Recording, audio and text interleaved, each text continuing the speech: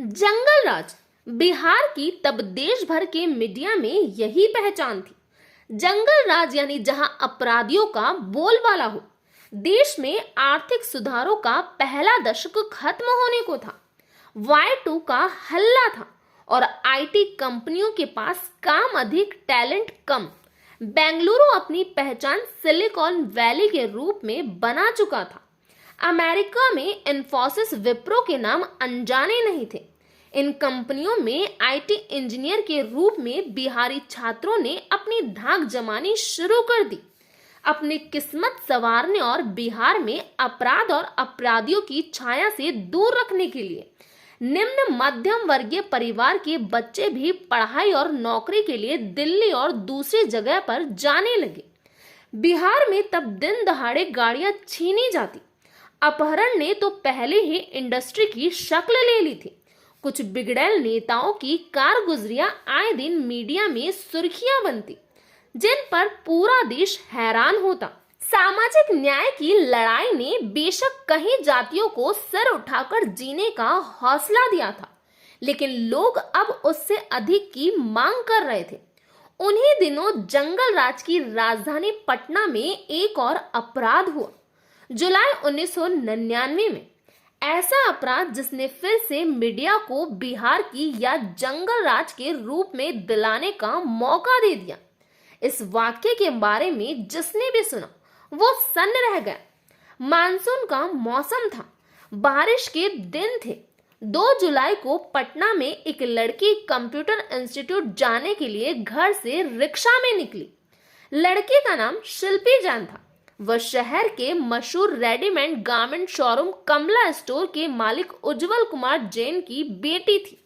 बेहद ही खूबसूरत, मिस पटना का खिताब जीत चुकी थी। शिल्पी ने पढ़ाई की थी पटना विमेंस कॉलेज से।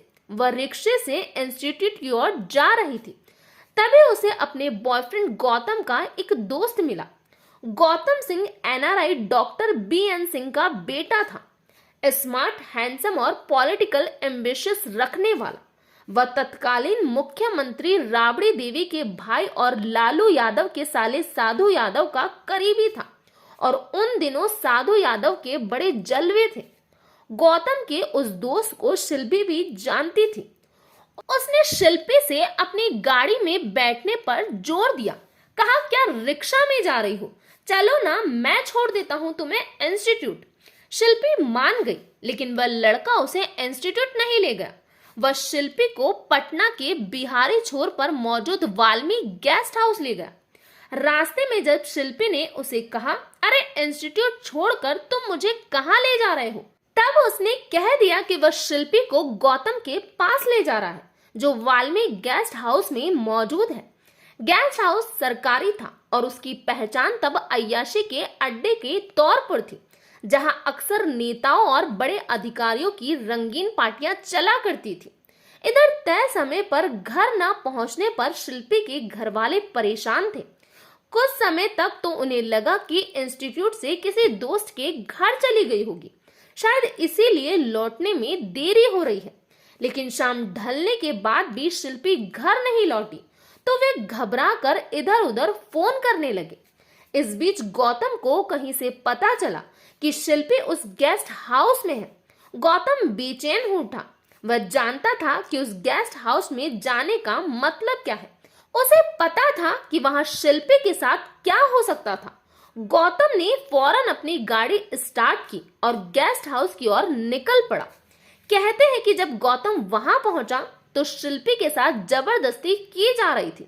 उसने विरोध किया, वहां मौजूद लोगों की पोल खोलने की धमकी दी। उधर शिल्पी के घर वाले थक हार कर पुलिस के पास पहुंचे। अगले दिन शाम तक पुलिस भी शिल्पी का कुछ पता नहीं लगा पाई, लेकिन 3 जुलाई की रात 9 बजे एक खबर आई जिसने हड़कंप मचा दिया। गांधी मैदान के पास वरीय पुलिस अधीक्षक की कॉलोनियन शैली में बनी कोठी के पीछे गैराज में 2 लाशें मिली। यहाँ से थाना बहुत दूर नहीं था, इसीलिए पुलिस जल्द पहुंच गई। दोनों लाशें गौतम और शिल्पी की थी। इस घटना ने कई सवालों को जन्म दिया। इसमें एक ये भी था कि बंद गैराज के अंदर गाड़ी है और उसमें लाशें हैं। इसकी सूचना पुलिस को किसने दी? पुलिस के घटना स्थल पर पहुंचने के आधे घंटे के अंदर ही साधु यादव अपने समर्थकों के साथ वहां पहुंच गया। ये भी राज है कि साधु यादव को ये सूचना किसने दी थी। ये लाशें गौतम की सफेद मारुति जैन कार में थी। गौतम के शरीर के ऊपरी हिस्सों पर कोई कपड़ा नहीं था। वहीं शिल्पी के बदन पर सिर्फ एक टी शर्ट था जो गौतम का था। गौतम के परिजन विदेश में थे, इसीलिए कोई नहीं आया। पुलिस ने हैरत अंगेज फुर्ती दिखाते हुए रात को ही दोनों लाशों को पोस्टमार्टम के लिए भेज दिया था। उससे भी बड़ी बात यह हुई कि पोस्टमार्टम की रिपोर्ट आने से पहले और बिना फॉरेंसिक जांच के पुलिस ने इसे आत्महत्या का मामला घोषित कर दिया, जबकि पहली नजर में ही लाशों को देखकर लग रहा था कि यह आत्महत्या नहीं बल्कि हत्या का मामला है। पुलिस ने एक और लापरवाही की। उसने उस गाड़ी को जिसमें शिल्पी और गौतम की लाश मिली थी, उसे खींच कर नहीं बल्कि ड्राइव कर कर लेकर गए। एक गाड़ी जिसमें लाशें मिली हो, उसे ड्राइव कर ले जाने की वजह से गाड़ी से कहीं सारे फिंगरप्रिंट मिट गए। वहीं रात में ही गौतम की लाश का अंतिम संस्कार कर दिया गया, जबकि उसके परिवार वाले पहुंच भी नहीं पाए। बाद में जब पोस्टमार्टम और फॉरेंसिक रिपोर्ट आई तो साफ हो गया कि पुलिस की थियरी गलत थी। उस रिपोर्ट से पता चला कि शिल्पी के साथ बलात्कार हुआ था और एक से ज्यादा लोगों ने बलात्कार किया था। शिल्पी के अंतर्वस्त्र पर जो वीर्य के दाग थे वो एक से ज्यादा लोगों के थे। शिल्पी और गौतम के बदन पर नोचे जाने और जूतों से पीटे जाने के निशान भी थे। अब इस मामले ने तूल पकड़ लिया। लोग इस मामले को सीधे सीधे साधु यादव से जोड़कर देखने लगे। मीडिया में भी खबरें आने लगी कि पुलिस ने बड़े राजनेता को बचाने के लिए इस मामले की लीपापोती कर दी है। विपक्ष भी हंगामा करने लगा। साफ साफ नहीं लेकिन उनके निशाने पर साधु यादव थे। धरना प्रदर्शन भी होने लगे। राबड़ी देवी सरकार पर दबाव बढ़ने लगा तो सरकार ने मजबूरी में सितंबर 1999 में इस केस की जांच सीबीआई को सौंप दी। जांच में सीबीआई ने 4.5 साल का वक्त लिया। उस समय सीबीआई के अधिकारियों ने साधु यादव से उनका डीएनए सैंपल मांगा ताकि शिल्पी के डीएनए से उसका मिलान किया जा सके, लेकिन साधु यादव ने इससे इनकार कर दिया। बाद में सीबीआई ने अदालत में जो जांच रिपोर्ट सौंपी वो उससे बिल्कुल अलग नहीं थी, जो बिहार पुलिस ने बिना पोस्टमार्टम के ही दे दी थी। सीबीआई ने लिखा था ये मामला खुदकुशी का है, दोनों ने जहर खाकर अपनी जान दी है। बलात्कार के मामले की पुष्टि नहीं हुई। जो वीर्य का दाग बताया गया है वो पसीने का है जो लाश उठाते वक्त लगा। शिल्पी के घरवाले सीबीआई रिपोर्ट से सहमत नहीं थे।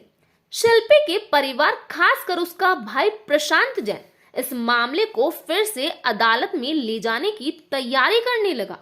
अचानक एक दिन उसके घर के नीचे ही उसका अपहरण कर लिया गया। उसका आवास कोतवाली थाने के बिल्कुल पास ही था।